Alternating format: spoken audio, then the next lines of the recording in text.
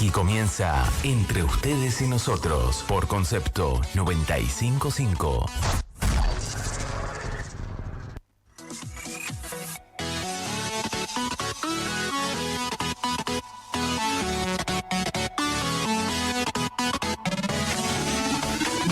Muy buenas noches, estimados amigos Entre Ustedes y Nosotros, por FM Concepto 95.5. Antes que nada, nuestras vías de comunicación son mensajes en el contestador al 4136.000. El wifi del estudio es, bueno, ese no hay que darlo, perdón. Se nos escucha online por www.conceptofm.com.ar. Y después nuestras redes sociales, Instagram, @concepto955, y en Twitter, Concepto FM. Mi tweet es @EnriqueJorge. Y el celular, que lo doy siempre hace años al aire, que no tengo ningún problema en ello, es 54911 44 44 49 56. La gaf que cometí recién es porque de reojo estoy viendo las pantallas de televisión donde Maduro está siendo responsable, bueno, no sé, desde Biden hasta Boric, la calle Pou, Elon Musk, Milei, bueno, caen todos en la volteada. Y además en Costa Rica le está ofreciendo asilo político a Machado y Urrutia, horas muy difíciles que vive la República de Venezuela. República que en realidad no es tal, porque se ha convertido en los últimos años en una fachada de lo que debe ser una democracia, una pátina con un sistema realmente cooptado por el chavismo. Hoy nos acompaña acá, que va a estar con nosotros, un destacadísimo economista, quien conozco hace muchísimos años, y siempre fue un hombre que, por más que se dedicara a la política, lo cual está muy bien, porque yo también, más allá de mi profesión, sigo en política, y como decíamos el otro día con él, cuando nos encontramos por la calle, que eso de que uno deja la política no es cierto, porque es un bichito que se mete, y cuando uno tiene una vocación por el servicio público, una vocación por la cosa pública, es muy difícil que esto lo abandone, sobre todo cuando uno lo hace como en el caso de Gaby, en el caso mío, sin ningún tipo de interés bastardo, sin ningún tipo de interés mezquino. No creo, esto que la gente que me conoce sabe bien, y lo que lo conoce a Gabriel Domínguez también, que uno realmente sigue aquel concepto de la Madre Teresa de Calcuta, de que quien no vive para servir, no sirve para vivir. Gaby, que esa parte ya lo dijo, un destacado economista, ha sido concejal del partido de Escobar, y es alguien que realmente da un gusto hablar. Síganlo por Twitter, que los conceptos que habitualmente vierte en esa red social, Twitter o X como se dice ahora, son la verdad muy sustanciosos. Gabriel, gracias por acompañarnos esta tarde noche, y vamos a hablar de economía, pero también vamos a hablar de la situación de Venezuela, si te parece. Sí, como no, Jorge. Bueno, primero que nada, muchas gracias por la invitación, y un saludo muy grande a todos los oyentes de FM 95.5. Sé que FM Concepto es una de las FM privadas más escuchadas en el país, con presencia en más de 10 provincias. Así que muy buenas noches para todos. Y sí, difícil escapar del tema Venezuela a partir de los sucesos de este domingo, ¿no? Sí, máxime que nosotros, pues, la verdad que pensamos hablar más de temas vinculados a la economía en la Argentina, pero evidentemente la agenda impone que sea el tema de la República Caribeña el que hoy nos esté ocupando. Estamos en comunicación ya con la embajadora en el exilio, que es la queridísima amiga, a quien conozco hace muchísimos años, Elisa Trota Gamuz, que ella ha sido realmente un pilar de la resistencia venezolana, sobre todo trabajando, yendo por todas partes del mundo en forma incansable, denunciando lo que la gente no quería ver.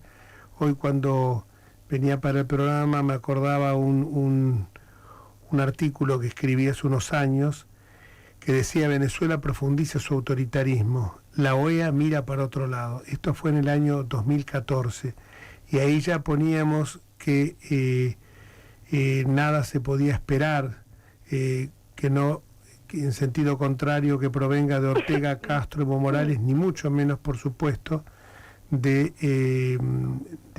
Estado bolivariano, del Estado de la República de Venezuela, conducida por el chavismo, y decíamos que ese autoritarismo ya hace 10 años se profundizaba. Hablábamos también, después otro artículo que escribí, no quiero ser autorreferencial, pero para recordar estas cuestiones de que la Asamblea Nacional era el último bastión de la democracia en Venezuela. Esto fue hace 5 años. Hoy las elecciones fueron realmente una farsa y de eso nos va a hablar Elisa. Gracias, buenas noches por acompañarnos, y la verdad que uno tiene un poquito hoy con tristeza por todo lo que está viendo acá, de dirigentes del Freddy Superlano, un dirigente venezolano secuestrado.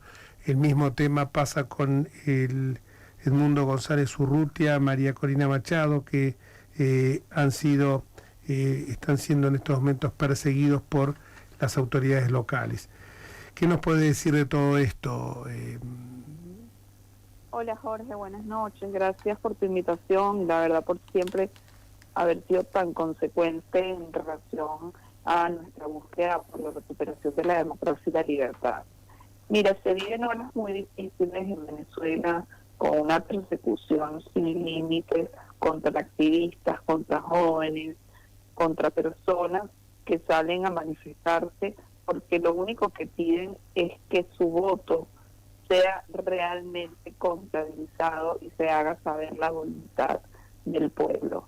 Es una situación de mucha preocupación para todos, pero que tiene que mantenernos alertas y más que preocupados, ocupados en términos del accionar, de lo que puede hacer tanto los venezolanos que están en Venezuela, los que estamos fuera de Venezuela y por supuesto la comunidad internacional. Las encuestas, el exit poll, la boca de urna, de una consultora muy seria, Edison Richard, le adjudicaba a Edmundo González Urrutia un 65% de los votos frente al 31% de Maduro. Yo realmente nunca, desde el primer momento, la verdad que nunca pensé que Maduro aceptaría un resultado adverso y entregaría pacíficamente el poder. Pero yo creo que si el pueblo venezolano se sigue manifestando y se genera algo parecido a lo que fue la primavera árabe, es muy probable que el gobierno, si no tiene apoyos internacionales, termine buscando una salida, porque estas revueltas que están ocurriendo hoy son muy serias, son mucho más serias de la última vez que se había levantado el pueblo venezolano. ¿Cómo ves la posibilidad de una salida? Sobre todo porque se está hablando de que Costa Rica le ha ofrecido asilo a Maduro, le ofrece el asilo a González Urrutia y a Machado, pero frente a la posibilidad de detención por parte de Maduro. Pero estoy viendo que hay muchos países latinoamericanos, casi todos, con las excepciones que ya sabemos, pero que están ejerciendo una presión, y yo creo que la OEA va a ejercer también una presión. Sí, así es, la OEA tiene una sesión extraordinaria el día de mañana, en donde además entiendo que va a estar asistiendo a la canciller Mondino, a quien aprovecho para agradecerle todo el trabajo que ha hecho, no solo durante estos días, sino los algunos meses anteriores, justamente teniendo como refugiados, como asilados a 6 venezolanos en la Embajada de Argentina en Caracas. Lo que plantea Costa Rica, yo sobre todo creo que es una alerta a nivel internacional del riesgo que están corriendo Edmundo González Urrutia y María Corina Machado como los líderes indiscutibles de la oposición y de la democracia venezolana.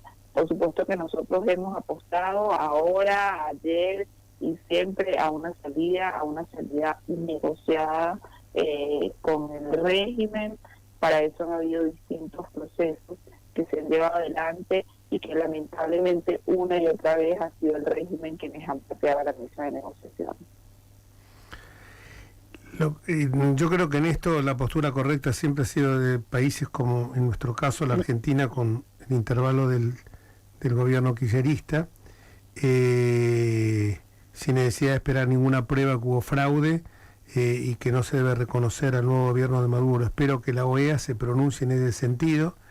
No sé ahora qué habrán hecho algunos gobiernos de izquierda como el de Colombia o México. Es muy significativo la postura que asumió de siempre Chile, ya sea con Bachelet antes y con Gabriel Boric ahora, que siempre puso sus reparos contra ese régimen. ¿Vos cómo ves la posibilidad que la condena en la OEA pueda ser lo suficientemente contundente como para que esto haga que se busque una salida negociada con Maduro, no? Sí, yo estoy segura que la condena de la OEA va a ser muy contundente, pero lo que vemos aquí es que necesitamos que la OEA se pronuncie, que las Naciones Unidas se pronuncien como lo viene haciendo, que los distintos organismos internacionales pongan en jaque de alguna manera al régimen de Maduro. Hoy escuchamos al mismo alto comisionado para los derechos humanos de las Naciones Unidas.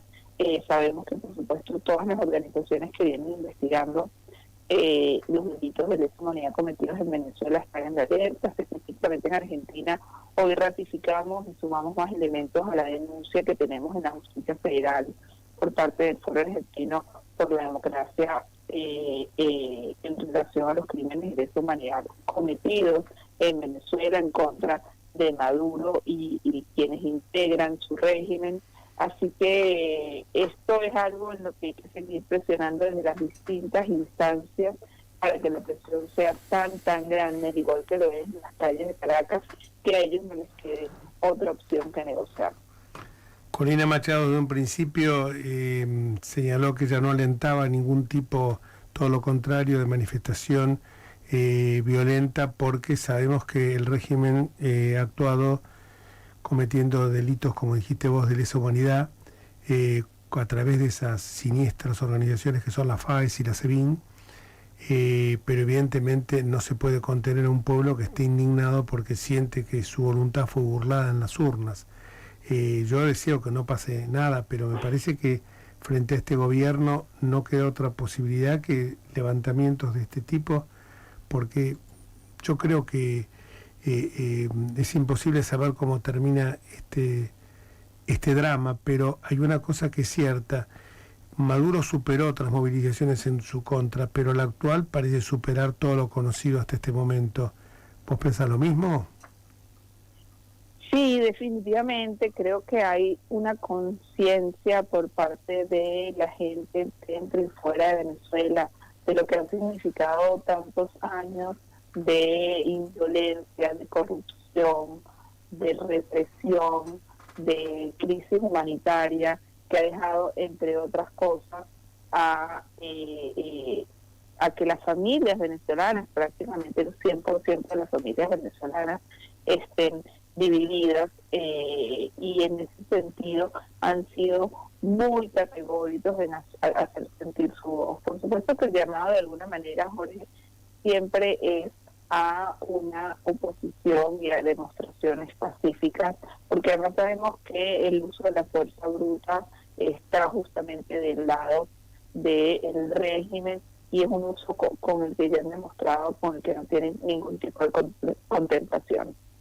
Fue muy emotivo ver cuando fuiste a votar que estabas con tu marido y con tus hijos, y que ese voto era como un clamor para que tus hijos conozcan la patria que les ha negado.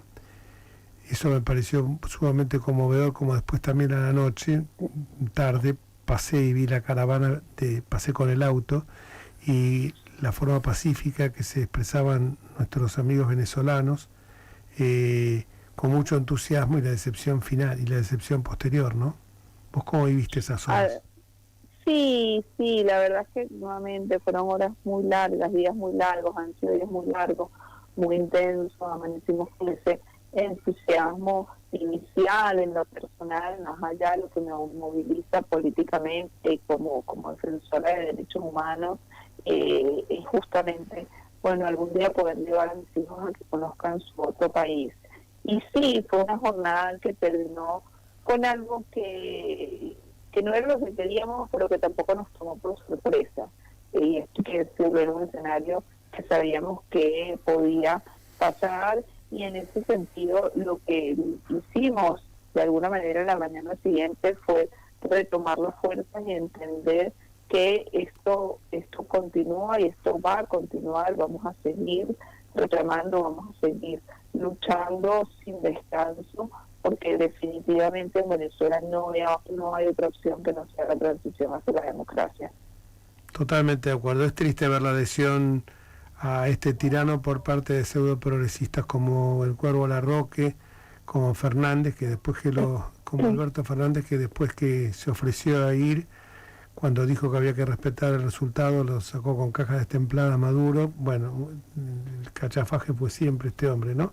Y sobre todo también es triste ver que las madres de Plaza de Mayo, que siempre se calificaron de defensoras de derechos humanos, estén avalando esta dictadura. Realmente eso resalta la actitud del gobierno y la actitud también de la canciller, que mayoritariamente el pueblo argentino está encolumnado en que se respete el veredicto de las urnas, y estas expresiones minoritarias la verdad que nos dan tristeza, porque permanecen callados cuando las dictaduras son de derecha, son horribles, y las dictaduras de izquierda son fantásticas. Entonces esto a mí me avergüenza como argentino realmente que haya gente que piense así. Tiene el derecho de hacerlo, desde luego, pero sí, yo también tengo el derecho de sentir vergüenza cuando se creen paladines de los derechos humanos y resulta que después los pisotean cuando tienen realmente que actuar en consecuencia de la defensa de ellos, ¿no? ¿Vos cómo ves esto también? Coincido plenamente. Desde mi punto de vista es totalmente repudiable estas posturas nefastas que lo que hacen es mostrar una doble vara, y que no hay un verdadero ni respeto ni interés por los derechos humanos. Los derechos humanos son para todos, sin importar las ideologías, sin importar las posturas, y no podemos seguir excusándonos además en polarizaciones que hoy en día no tienen ningún sentido, como esto de izquierda y derecha. Así que ya lo he dicho en varias oportunidades, me avergüenza el posicionamiento de muchas de las organizaciones de derechos humanos, y por supuesto de dirigentes políticos, quienes todavía no se han pronunciado en relación a lo que sucede en Venezuela. Muchísimas gracias, y vamos a seguir conversando de luego este tema y poniendo todo lo que hay que poner para que, aunque sea desde esta latitud, podamos seguir empujando para que se respete el veredicto popular, por un lado, y por el otro lado Venezuela se encamine hacia lo que fue siempre un ejemplo de democracia en América Latina, manchado Muchas por gracias, estos Jorge. delincuentes. Muchísimas gracias. Un abrazo enorme, un beso Un enorme. gran abrazo, buenas Gracias. noches. Buenas noches, Elisa. Es duro lo que está pasando, ¿no? Sí, sin lugar a dudas, es duro.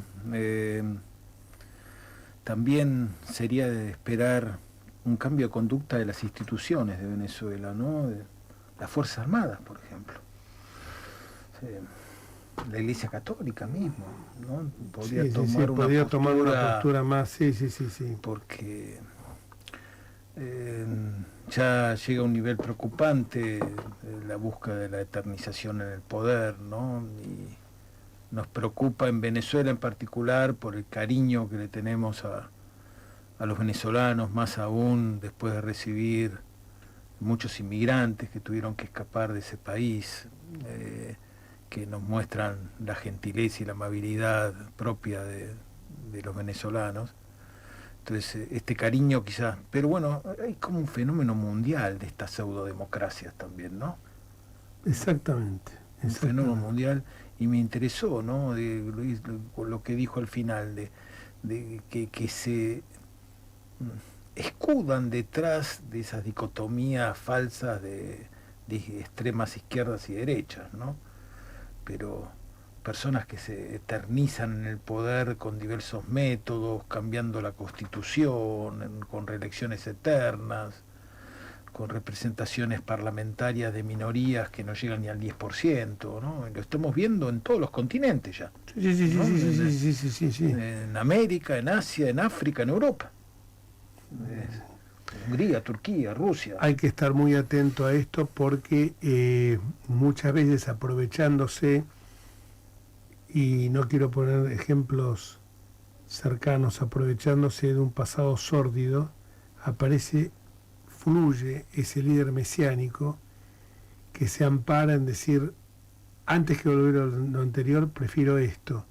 Y por ahí la desembocadura es algo igual o peor, o el retorno a la que está negando, está el retorno a lo cual se oponía la gente cuando votó al líder mesiánico, que al retornar al poder va a venir con mucha más virulencia y va a aplicar métodos muy, muy autoritarios. O sea, yo no me imagino que el kirchnerismo volviendo al poder para hacer un kirchnerismo de buenos modales, todo lo contrario, se va a profundizar. Por eso también es bueno recordar esto.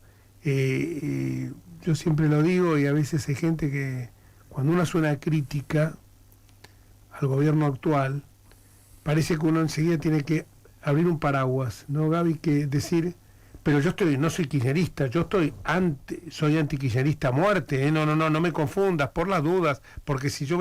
Ahora, yo no estoy de acuerdo con esto, si bien estoy de acuerdo con el equilibrio fiscal, estoy de acuerdo con el combate a la inflación, no estoy de acuerdo con esto. Enseguida te pusieron la etiqueta. Zurdo, socialista, kirchnerista. Entonces, esto es a mí lo que a veces me pone mal cuando hablo con algunos amigos que me dicen, bueno, pero yo no quiero volver a anterior. No, yo también, yo estaba en terapia intensiva, pasamos a terapia intermedia, pero como el enfermo que se está curando, quiere, estamos en terapia intermedia, no podemos salir a correr una maratón todavía, entonces aspiramos siempre a mejorar, pero cuando vos directamente no podés discutir, ahí la democracia es saber convivir en la discrepancia, Gabriel, y si vos no podés discrepar en algo, cuando no estás discrepando por ahí en decir, en temas institucionales, estás discrepando en la aplicación de determinadas políticas, y te cancelan, ¿viste?, la posibilidad de discutir, entonces, ¿viste?, uno se pone a pensar, ojo, ¿no estaremos yendo hacia posiciones ultra? ¿No estaremos yendo cuando se persigue permanentemente a la casta política como el principal demonio, cuando nos olvidamos que esta sociedad, como digo yo siempre, los políticos no vienen de un país escandinavo, vienen de esta sociedad? Entonces esta sociedad también tiene, si hay sectores de la política que han sido nefastos, no creo que sean todos, ni mucho menos, hay también sectores empresariales, sectores sindicales, sectores de la fuerza de seguridad que también han tenido, y lo vemos ahora en el caso Loan, por ejemplo, que sabemos que hay una maraña ahí intrincada de cuestiones donde se está mezclando la política con la justicia,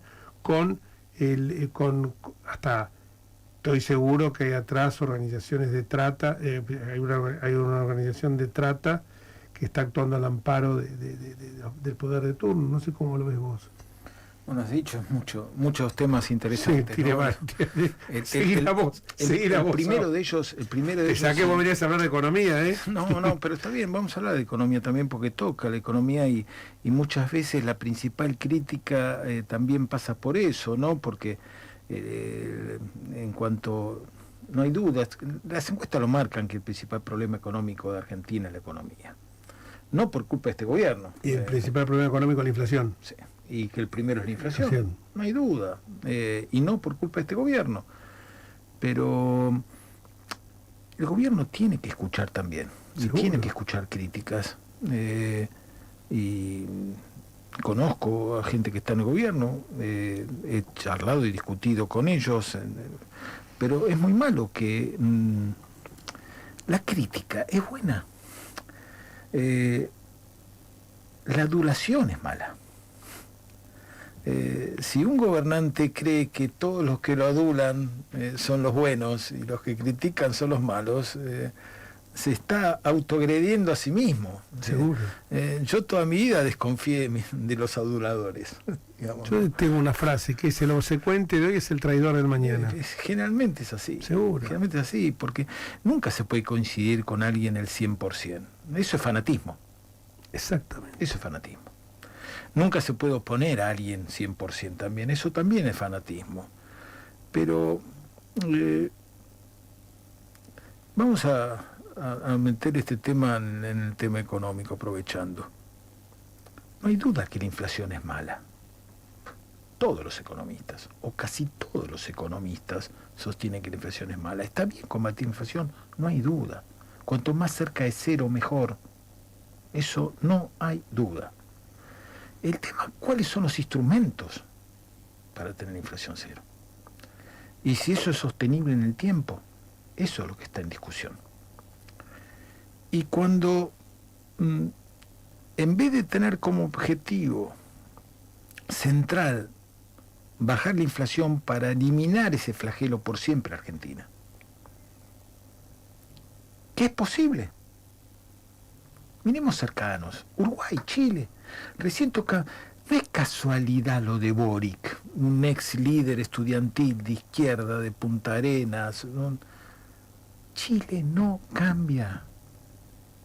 Chile no cambia con Bachelet, no cambia con Piñera, no cambia con Boric. Las tres vertientes fundamentales. Sí. Uruguay, Sanguinetti, Lacalle, el Pepe. Pepe Mujica. Más amplitud ideológica, política, imposible. Uruguay sigue su camino. Argentina tiene que encontrar eso. ¿Y eso cómo se logra? Con diálogos, con consenso, con trabajo. No agrediendo. No, porque la agresión... No agrediendo sobre todo a quien... yo a veces, hablando con algunos amigos que obviamente que apoyan este gobierno, dicen, están agrediendo a alguien que te votó y que quizás te vota de nuevo el año que viene. Que te critique no significa que no te haya apoyado o que no te va a apoyar. Todo lo contrario, lo que quiere es que sea exitoso el gobierno. Porque, como decíamos, hay distintos caminos para bajar la inflación. Ahora, si lo único que buscamos es ganar unas elecciones de medio término el año que viene para ser reelecto dentro de 3 años, en vez de eliminar definitivamente los problemas económicos de Argentina pensando en la posteridad y no en una elección de medio término ni en una reelección, estamos equivocando el camino. Totalmente de acuerdo. Me lleva a 2 reflexiones esto, cuando estabas hablando. Una, se vincula con esto que decís. Bueno, vamos a profundizar, lo escucho decir muchas veces, el cambio cuando tengamos mayoría en las cámaras. Para eso es necesario ganar en el 2025 con una mayoría homérica. Esto es nefasto. Primero que no se va a alcanzar porque por el juego del electoral y porque se renueva 1/3 de la Cámara de Senadores, del Senado, no se va a alcanzar, y mucho menos en diputados. No hay número que dé para esto, aún haciendo una elección, ya te digo, apoteósica de un 80%. Entonces, ¿esto que se busca? Se busca algo parecido a lo que escuchaba muchas veces en la campaña, o es todo o es nada. La democracia no es así. La democracia, lamentablemente, aunque a la gente no le guste, la democracia no es épica. La democracia tiene sus grises, como la vida tiene sus grises. Eso por un lado. Y por el otro lado... Y además no es cierto. Y además no es cierto. Porque miremos esto, ¿no? Vos has analizado y conocido... Sí. Vamos a una pausa por el debate. La conversación está muy interesante. No por mí, sino por vos. Vamos a una pausa y enseguida volvemos. El Colegio Profesional Inmobiliario auspicia este programa. Colegio Profesional Inmobiliario, cada vez más profesionales. ¿Conocés los planes de salud de Andar, la obra social de los viajantes vendedores? Planes para empleados en relación de dependencia, monotributistas y particulares. Solicita un asesor comercial al 0810-345-0184. Los escribanos de la ciudad lanzan los documentos notariales digitales. La misma seguridad de los documentos papel en soporte digital. La misma certeza de la firma hológrafa con firma digital. Y hacen de la seguridad informática tu seguridad jurídica. Colegio de Escribanos de la Ciudad de Buenos Aires. Seguí escuchando Entre Ustedes y Nosotros, al aire de Concepto 95.5.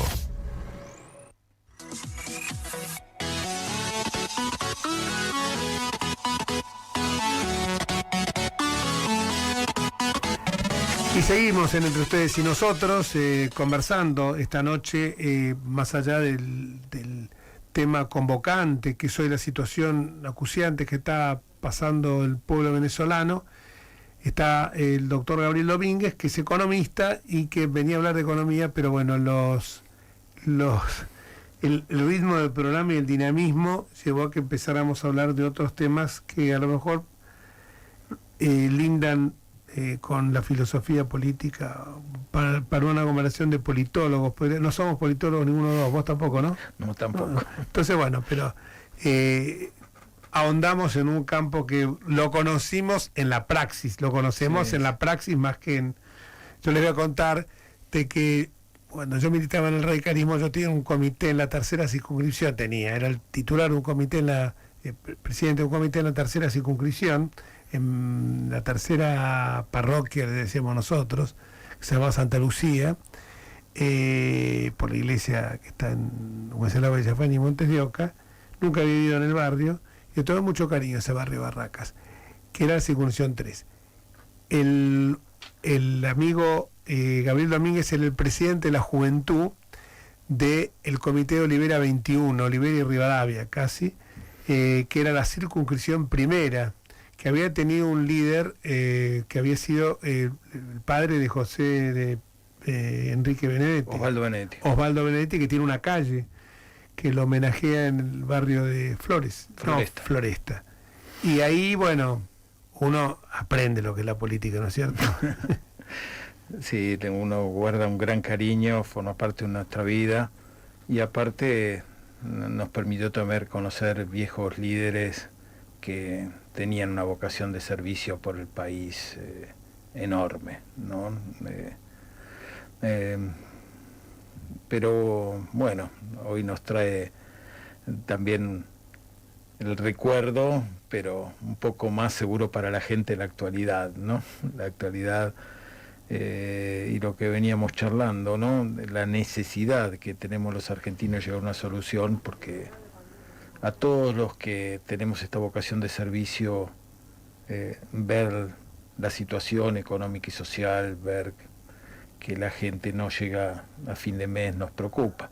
Y vuelvo a repetir, no es por culpa de este gobierno, son décadas de errores, pero lo que sí necesitamos para que la gente no se defraude y no aparezca un líder mesiánico como Chávez o Maduro en el futuro en Argentina, que nos lleve a estas dictaduras sin retorno, es corregir los defectos que se está teniendo para mejorar y para que esto siga adelante, para que sea sostenible en el tiempo, como decíamos, como pasa en Uruguay, como pasa en Chile, ¿no? Entonces, hay muchos instrumentos para bajar la inflación. Ahora, sí, podemos elegir como camino reducir los ingresos de nuestros jubilados, que se reducen desde hace años y se siguen reduciendo, porque como bien sabemos, sé que es un tema que siempre está interesado, y lo saben los oyentes. El bono de 70.000 pesos en la mayoría de los jubilados ocupa una parte sustancial de su ingreso, y si eso no se ajusta por inflación, no se le ajusta por inflación a los jubilados, se le ajusta menos que la inflación, o sea que todos los meses su ingreso sigue cayendo. Lo mismo pasa con los asalariados públicos, lo mismo pasa con los que están en la economía negra. Los únicos que tienen la suerte, a veces, de que les mejora un poco el salario son los que están en el sector privado en grandes sindicatos. Entonces, ¿esto es sostenible en el tiempo? No. Este es el tema. Claramente no. ¿Podemos bajar la inflación? Sí, este mes puede dar cerca de 4, un poco menos de 4, podrá dar 3 y pico. Sigue siendo de las inflaciones más altas del mundo. ¿Podemos llegar a las elecciones con menos inflación? Sí, pero no es eso lo importante. No es lo importante ganar una batalla electoral. Lo importante es erradicar el flagelo de la inflación para siempre. Sentar las bases.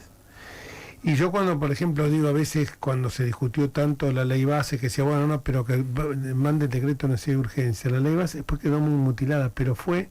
Yo lo escribí en un artículo, fue la venganza de la política, porque se demostró que era necesario la política, pero La gente tiene que entender, cuando hablamos de política, que no es el contubernio que negociamos por debajo de la mesa. Lo que hablamos es de una política sana, ni buena ni mala, ni viejos ni jóvenes. Esto no porque nos estemos acercando, ya estemos en la etapa provecta, pero es así, es entre todos y es cuando la política es sana. Entonces cuando yo digo, no es malo llegar a acuerdos, porque el Congreso es el acuerdo. La ley base mostró que lo que dijiste antes de la pausa era lo cierto, y que es mentira que es necesario tener mayorías, como dicen los dictadores, estos demócratas, dictadores disfrazados de demócratas en muchos lugares del mundo y que tienen mayoría del 90%. La ley base lo mostró. El gobierno que tiene menor representación parlamentaria en la historia de Argentina, desde 1853 hasta acá, consiguió que le voten en ambas cámaras en tiempo récord una ley enorme. Porque la ley base es una ley enorme. Por supuesto que mutilada, no son los 600 artículos iniciales, pero también, ¿sabes? A mí lo que me subleva de esto, que muchos te dicen, pero mira todo lo que demoraron. Pero hombre, ¿no nos quejábamos cuando decíamos el tema de la escribanía en la época de Cristina? Que salían, como diríamos, como piña, como dicen los chicos hoy en día, las leyes, que no se tocaba una coma. Cristina decía cuando mandaba, esto no se toca una coma. Entonces, no nos quejábamos. Ahora nosotros, cuando se demoró, recibí muchos chats que me digo, la ley base, qué suerte, es una buena señal. No, qué buena señal, tardaron 6 meses en sentarse la mi ley. Y yo digo, tardaron 6 meses, ponemos una ley que si ustedes quieren que los diputados y los senadores trabajen a conciencia, una ley que es tan voluminosa en su contenido y que abarca tantas materias, yo creo que ni un renacentista, que los renacentistas tenían una variedad múltiple yo digo, deberían tener muchos ventanas de Windows abiertas siempre, porque el Renacimiento, viste, que se caracterizó porque eran realmente tipos iluminados totalmente, que podían hablar de cualquier cosa, de astronomía hasta ser excelentes escultores o pintores. Ningún renacentista hubiera podido sancionar esa ley sin merecer un análisis. No es simplemente que modificamos esto y ya con esto. Entonces cuando la gente te dice eso, le decís, ¿todos ustedes qué quieren? Están buscando la eliminación del Congreso de esa manera. Porque si tiene que pasar, yo reconozco que el kirchnerismo en los 4 años que fue diputado se especializaba en joderte, disculpen la expresión, la vida de las leyes cuando nosotros queríamos sacar una ley, porque le explicabas 3 horas, 4 horas, sí, pero ¿sabes lo que pasa? Te decían, si le damos esta ley perdemos la próxima elección. Y ahí está la mezquindad. Entonces, no, si les damos esta ley a ustedes no van a sacar ventaja en la carrera electoral. Y ahí está la mezquindad. La mezquindad también está en el que vota todo a libro cerrado, sin conocer la ley. Sí. La mezquindad está en el que vota en contra toda la ley. ¿Puede alguien en una ley tan amplia estar a favor de todos los artículos, de todos los incisos? No. ¿Puede alguien estar en contra absolutamente de todo? Si yo me hubiera tocado ser legislador, vos también has sido legislador, un gran legislador. Gracias. Por ejemplo, yo no hubiera votado a favor que alguien que no llega a 2 millones de pesos por mes tenga que pagar impuesto a las ganancias. Son sueldos magros, con los que apenas se puede mantener una familia. Entiendo que muchos del otro lado quizá ganan menos, porque en Argentina en este momento están los salarios muy bajos, pero no es un salario. Hay otro tipo de impuestos a poner, y al mismo tiempo se está votando un montón de concesiones en el impuesto a los bienes personales que lo paga gente. Entonces le subimos impuestos a sectores medios y le bajamos impuestos a sectores más altos. Yo no hubiera votado eso a favor. Ahora que estoy a favor de muchísimos artículos de esa ley, pero sin lugar a dudas, bienvenido el debate. ¿Y quién hizo salir desde el gobierno esta ley? Yo creo que en tiempo récord de rápido. Por la cantidad de artículos, más que nada que la cantidad de artículos, la variedad de temas, tanto es así que ya lleva un mes sin reglamentarse la ley por parte del Poder Ejecutivo. ¿Y esto qué significa? Que por lo menos hay algún secretario de ley técnico, Herrera Bravo, debe actuar con la suficiente prudencia, decir, esto hay que reglamentarlo y hay que hacerlo prolijamente. Y la gente no sabe que el Poder Ejecutivo cuenta con muchísimo más presupuesto que el Poder Legislativo, con muchísimo más personal técnico, legisladores. Seguro. El Poder Legislativo no gasta ni el 1% de lo que gasta la Nación, y tarda mucho más que el Congreso en reglamentarlo.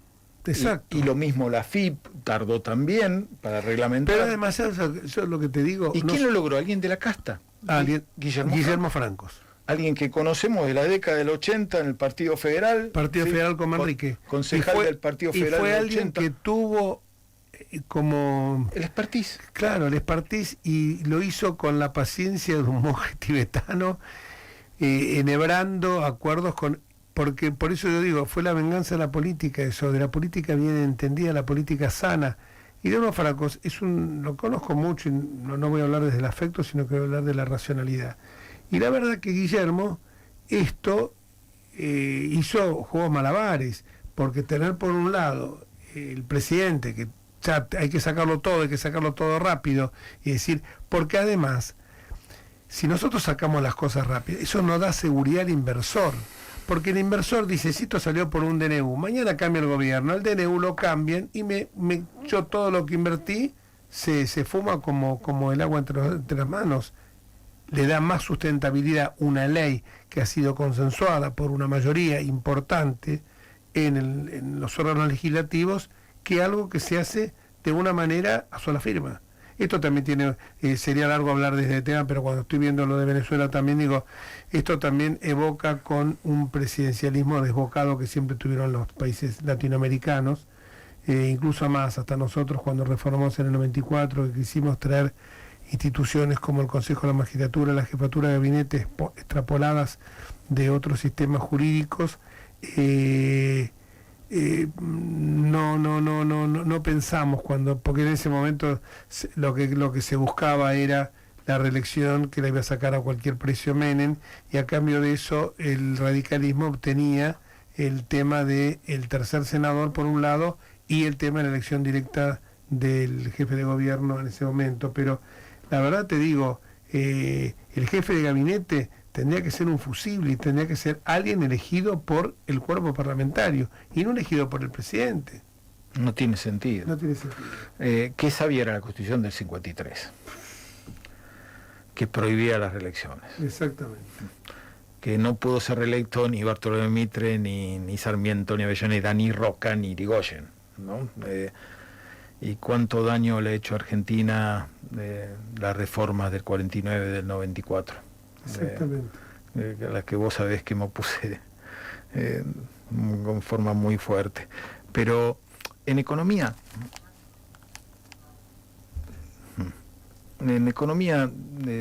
quería cerrar por lo menos con esto, hay dos políticas posibles, de shock o graduales. Exacto. Parece una política de shock. Necesitas tener un plan, necesitas tener equipos, necesitas el factor sorpresa. Si no, no te queda otra que gradualismo.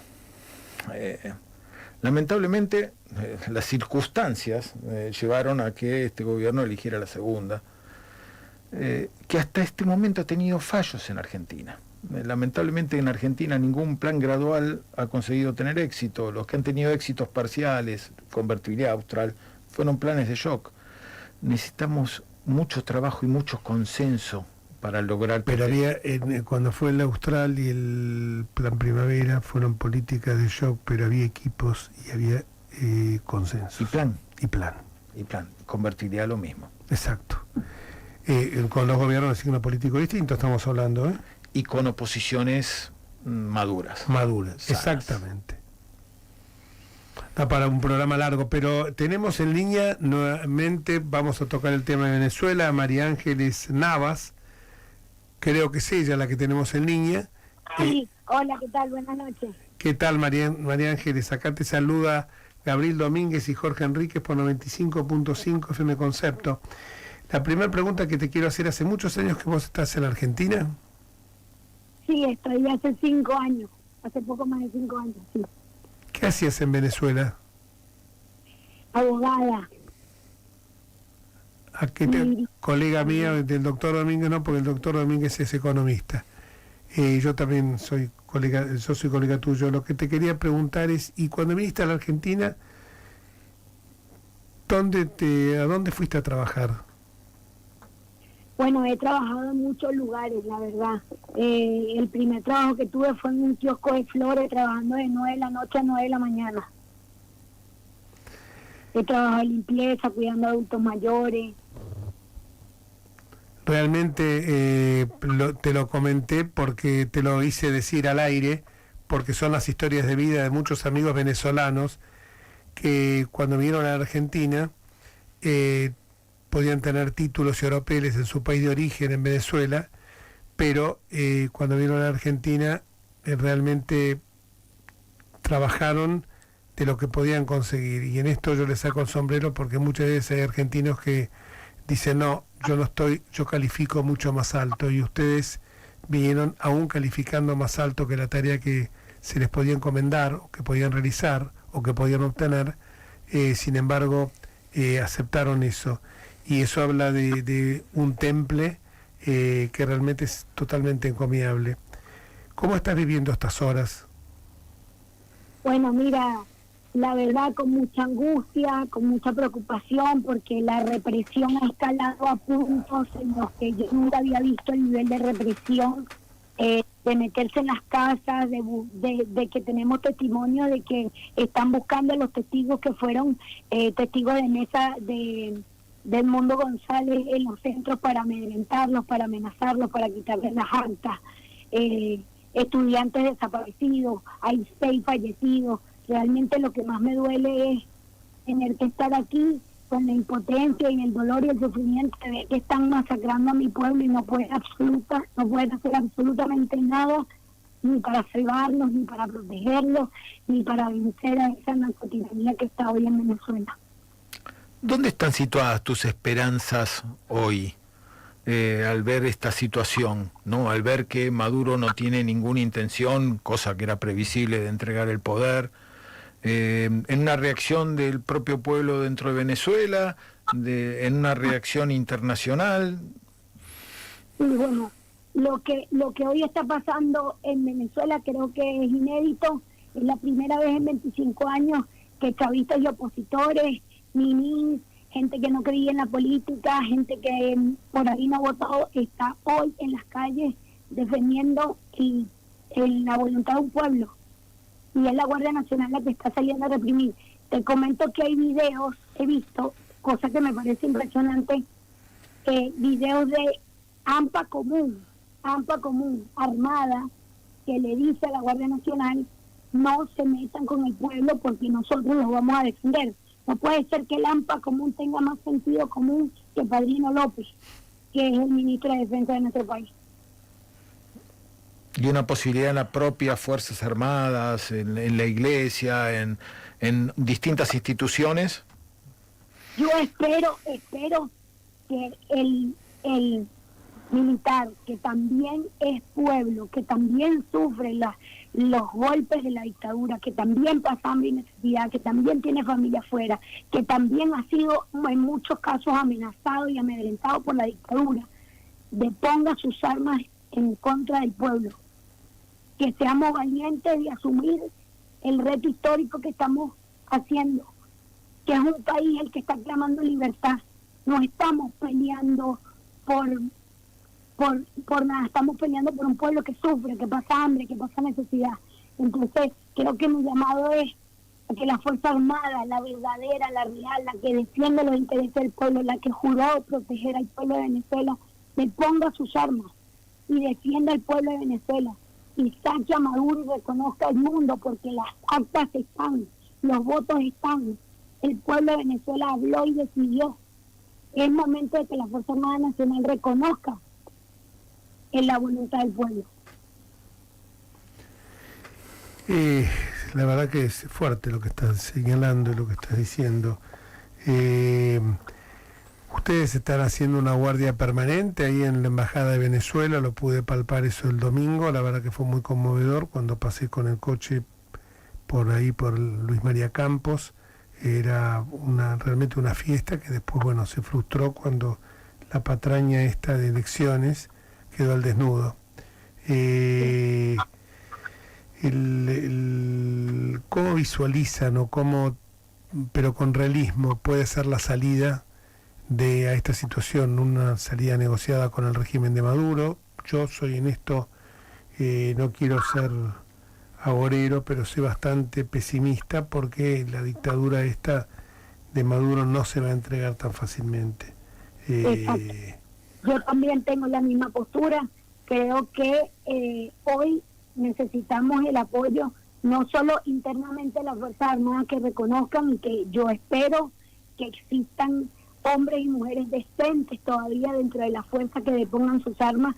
Hubo militares que se negaron a reprimir al pueblo, y yo espero no solo apelar al sentido común de esos seres humanos que hoy están vestidos de Guardia Nacional y que también son venezolanos, que yo espero y creo fielmente que les duele su país, sino que la comunidad internacional haga algo más que un pronunciamiento, que respalde al pueblo de Venezuela, porque hoy nos están matando en las calles de Venezuela entera, en Caracas, en Carabobo, están persiguiendo a la gente, están amedrentando a la gente. Hay 6 fallecidos en menos de 48 horas. Hay madres llorando a sus hijos hoy, y no nos basta.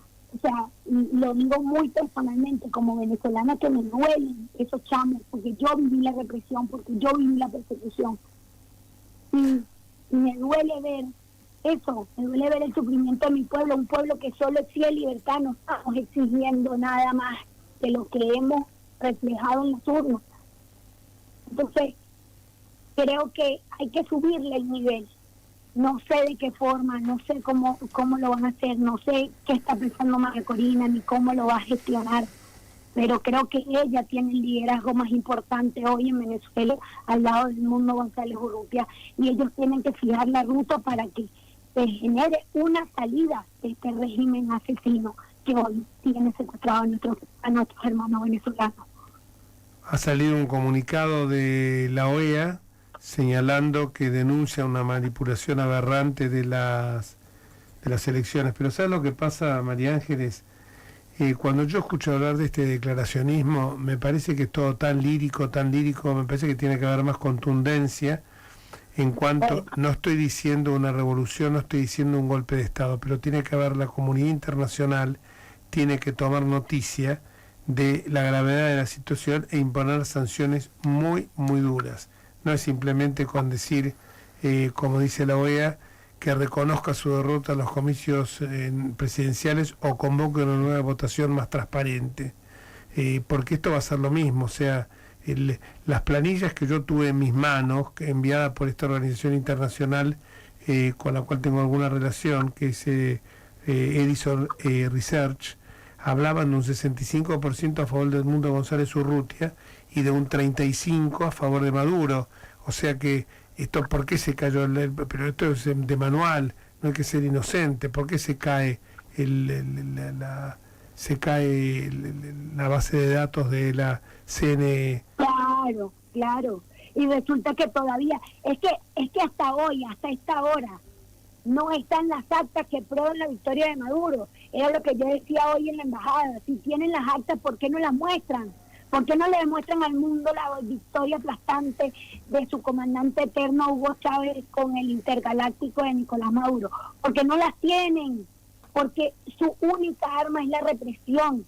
Pero hoy, te digo sinceramente, quiero reconocer la valentía de un pueblo que ha salido en las calles a pesar de la represión, que está hoy luchando su libertad, que no está esperando a la comunidad internacional, que hoy está en las calles, pese a que puede perder la vida, está en las calles defendiendo su libertad. Y creo que eso es admirable. Ellos son los verdaderos héroes de esta historia, y nosotros desde acá, lo que podamos hacer con los venezolanos que están allá padeciéndola, enfrentándose a la crueldad de una dictadura, lo tenemos que hacer. Muchísimas gracias, porque tenemos otra persona en línea de Venezuela, Lisette Luque, que no sé si está, creo que está en la manifestación. ¿Vos estás frente a la embajada venezolana? Hola, no. Saludos, Lisette, una gran amiga. Ah, bueno. Sí, saludos María Ángel. No, ya la concentración en la embajada. Un beso grande, María Ángeles, acá te saludamos. Hola, Lisette, ¿cómo te va? Hola, buenas noches. Bueno, muchísimas gracias por el espacio. Ya la concentración en la embajada estaba terminando. Aprovecho para pedir disculpas a todos los vecinos que estos días han recibido toda nuestra comunidad, pero estamos luchando por nuestra libertad. Sabemos que viven muchas personas alrededor de la embajada y nosotros estamos haciendo estas manifestaciones para acompañar a nuestros compañeros que están luchando en Venezuela y para defender la democracia y los votos que claramente fueron contundentes este domingo a favor de Edmundo. ¿Cómo visualizás que puede ser los pasos a seguir de ahora en más? Acá Gabriel Domínguez, que está en el estudio, hablaba de que tendría que haber algún no pronunciamiento tipo asonada por parte de las Fuerzas Armadas, sino que las Fuerzas Armadas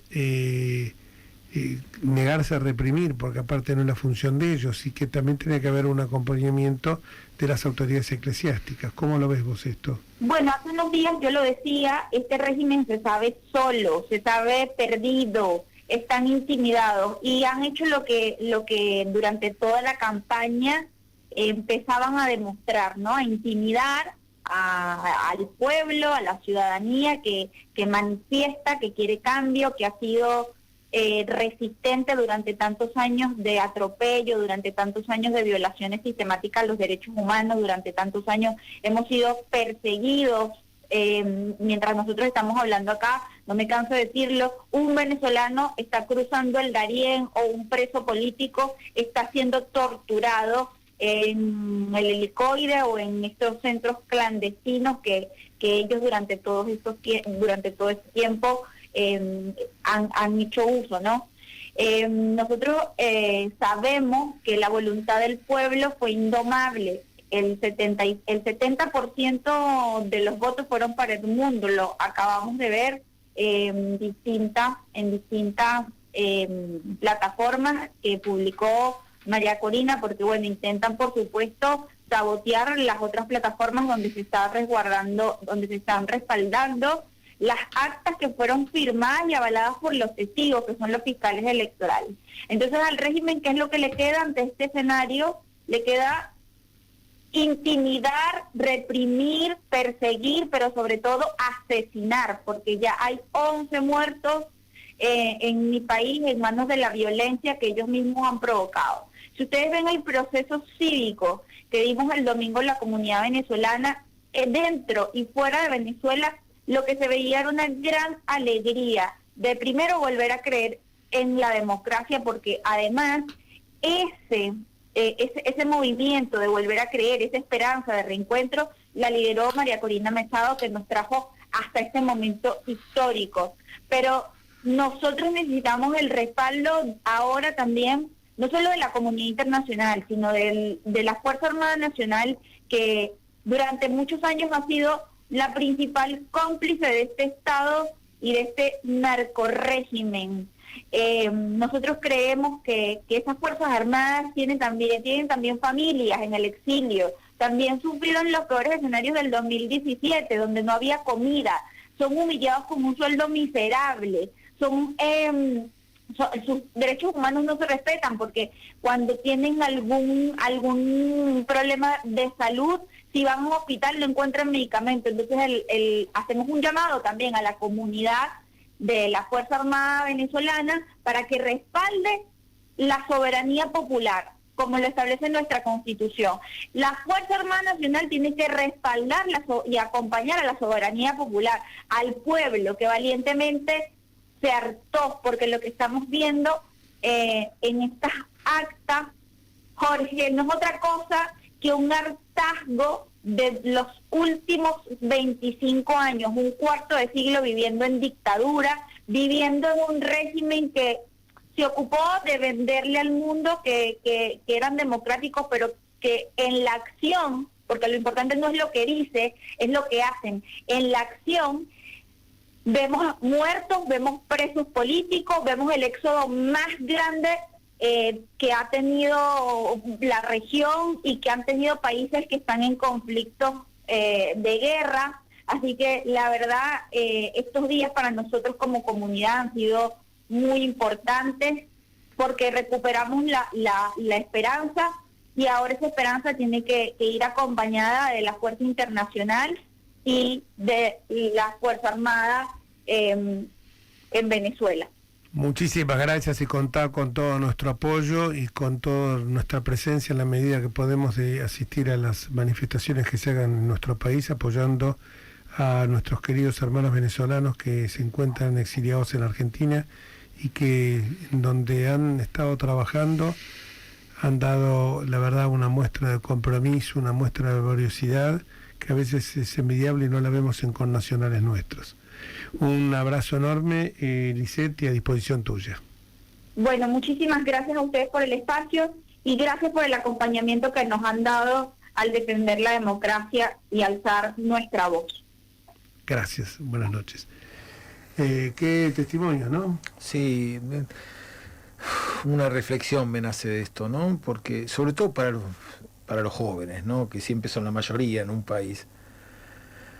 No hay duda que el problema económico tan acuciante que tenemos los argentinos es serio. La recesión, la inflación, el desempleo, volviendo a repetir, no es un problema de ahora, sino es un problema que venimos arrastrando de décadas y que sufren los argentinos día a día. Pero hay dos cosas que son más importantes y que solo se valoran a veces cuando se pierden: la vida y la libertad. Exactamente. Bueno, con esta reflexión final de querido amigo Gabriel Domínguez, insisto, destacado economista, nos vamos hasta el próximo martes, si Dios quiere, a la hora 20. Gracias a Horacio, gracias a Leandro, gracias a nuestro querido amigo Daniel Sede, y nos vamos hasta el próximo martes, si Dios quiere. Chau. Esto fue Entre Ustedes y Nosotros, al aire de Concepto 95.5, Periodismo en FM.